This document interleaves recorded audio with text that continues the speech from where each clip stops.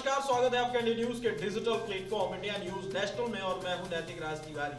आखिरकार ऐलान हो गया उन 107 उम्मीदवारों का, क्योंकि उत्तर प्रदेश में चुनाव है। उत्तर प्रदेश में चुनाव से पहले जो 403 सीटों पर उम्मीदवारों को उतारना था, उनमें से 107 लोगों की घोषणा हो चुकी है, जिसमें से गोरखपुर की जो सीट थी उसको लेकर बहुत सारे कयास लगाए जा रहे थे, क्योंकि दो चेहरे उत्तर प्रदेश में, एक मुख्यमंत्री हैं योगी आदित्यनाथ और दूसरे डिप्टी सीएम केशव प्रसाद मौर्य को लेकर सारी जो कयासें लगाए जा रही थी, आखिरकार वो थम चुकी हैं। क्योंकि तब से देखा जा रहा था, सूत्रों का यह भी कहना था कि उनको अयोध्या से चुनाव लड़ाया जाएगा। योगी आदित्यनाथ को पूरी तरीके से झोंक दिया गया था कि आप अयोध्या पे फोकस कीजिए, लेकिन बावजूद इसके उत्तर प्रदेश के मुखिया को आखिरकार गोरखपुर के शहरी से, जो शहर का इलाका है, वहां से उनको टिकट दे दिया गया। और उसके साथ आपको बता दें हम कि 63 मौजूदा विधायक हैं जिनको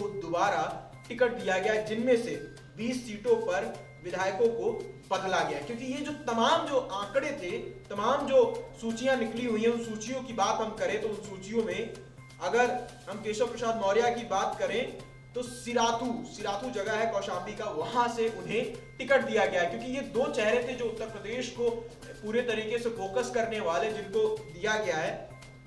और इनका जो नाम छठवें चरण में गोरखपुर से होगा, और छठवें चरण से पहले क्योंकि ये केंद्रीय समिति ने उनका नाम सामने रखा है, और 5वें चरण में केशव प्रसाद मौर्य होंगे। और पहले चरण में जो सबसे पहले नाम आता है कैराना का, कैराना से होंगे प्रियंका सिंह, क्योंकि इनका श्रीमती प्रियंका सिंह जो हैं उनका नाम सबसे पहले रखा गया है। और आपको हम बात करें थाना भवन से सुरेश राणा, क्योंकि ये जो नाम है, ये ऊपर के जो कुछ नाम है जो हम आपको बता रहे हैं, शामली से होंगे तेजेंद्र सिंह निर्वाल। तो ये साफ तौर पर ये जो नाम आपको हमने दिखाए हैं, बताए हैं, इन नामों में सबसे ज्यादा फोकस होगा। क्योंकि बीते दिनों से जो सरगर्मी लगी हुई थी उत्तर प्रदेश में, जो सियासी पारा अपने आप चढ़ जाता है, जैसे इलेक्शन कमीशन आता है, अपना पीसी उन्होंने किया, पीसी करने के बाद ये तो साफ हो गया था कि भाई 7 चरणों में चुनाव होंगे। और इन 7 चरणों में चुनाव को लेकर जब सियासी घमासान मचती है, और सियासी घमासान के बीच में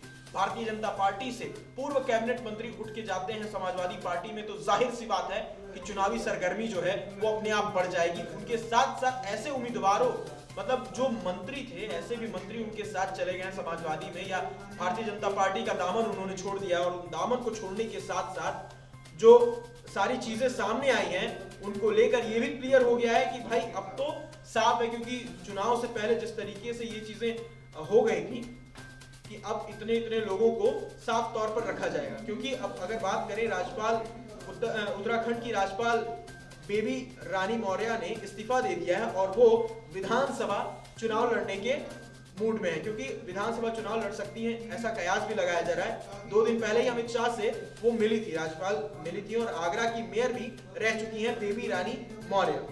लगभग 3 साल राज्यपाल बनी गई हैं बेबी रानी मौर्य। क्योंकि अब जो माहौल तैयार हो रहा है, वो माहौल पूरी तरीके से साफ हो गया है कि आगरा ग्रामीण से उनको हो सकता है कि चुनाव में उतार दिया जाए। और चुनाव में उतारने के साथ साथ ये भी साफ हो गया है कि अब जो चीजें क्लियर थी, क्योंकि बहुत सारी ऐसी चीजें थी जो सियासत में काफी ज्यादा गर्मा गई थी। और हम अगर योगी आदित्यनाथ की सीट की बात करें, क्योंकि वो ऑलरेडी उत्तर प्रदेश के मुख्यमंत्री, और उत्तर प्रदेश के मुख्यमंत्री के साथ साथ वो काफी ज्यादा एक हिंदुत्व चेहरे को लेकर भी अपने आगे रहे, क्योंकि जो उनकी पहचान रही है वो साफ सुथरी रही है। क्योंकि कुछ विवादों से भी नाता रहा है, और विवादों के साथ साथ अगर हम बता दें कि ईडी के चर्चित अधिकारी हैं राजेश्वर सिंह का नाम भाजपा की पहली सूची में नहीं था, क्योंकि ये भी बड़ा, ये जो नाम था ना, वो बड़ा ही चर्चा में था। और चर्चा के साथ साथ अगर हम बता दें आपको, अभी तक उनके वीआरएस पे भी सस्पेंस बरकरार है, क्योंकि साहिबाबाद से लड़ाए जाने की चर्चा थी।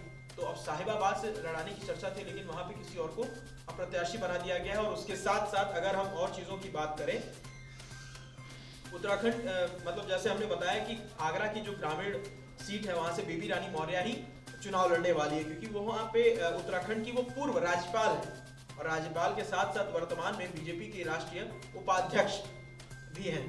तो ऐसी जो तमाम जो चीजें सामने आई हैं, तमाम जो ये सारी चीजें, क्योंकि धर्मेंद्र प्रधान हैं उन्होंने साफ तौर पर ये चीजें कर दिया था अपने पीसी में। सबसे पहले उन्होंने यही कहा कि जिस नाम और जिस सीट को लेकर आपके मन में, पत्रकारों से उन्होंने साफ ये बोला कि जिस नाम और जिस सीट को लेकर आपके मन में सवाल उठे हैं वो सवाल लाजिम है, उसको मैं पहले बता देता हूं, क्योंकि उन्होंने साफ तौर पर ये चीजें कह दी हैं कि अब गोरखपुर शहर सीट से मुख्यमंत्री योगी आदित्यनाथ होंगे, क्योंकि उनका जो चेहरा है ऑलरेडी वहां से लंबे समय से वो सांसद रहे हैं। उसके साथ साथ अगर जो चीजें कयास लगाई जा रही थी, क्योंकि मथुरा भी एक हिस्सा था जहां मथुरा को लेकर यहाँ तक कि ये भी था कि मथुरा, बनारस और उसके साथ साथ अगर हम बात करें उन सीटों की जहां से उनके चेहरे को लड़ाने की कोशिश की जा रही थी कि हाँ भाई चुनाव में वो लड़ने वाले हैं, लेकिन ऐसा कुछ नहीं था। अब साफ हो गया है कि वो उत्तर प्रदेश कि गोरखपुर के शहरी सीट से उनको चुनाव लड़ाया जाएगा और ये भी साफ हो चुका है। ये थी अभी तक की ताजा खबरें, क्योंकि अभी जो चुनाव का माहौल है वो गर्म है। और ऐसी ही तमाम खबरों के लिए बने रहे इंडिया न्यूज नेशनल के लिए।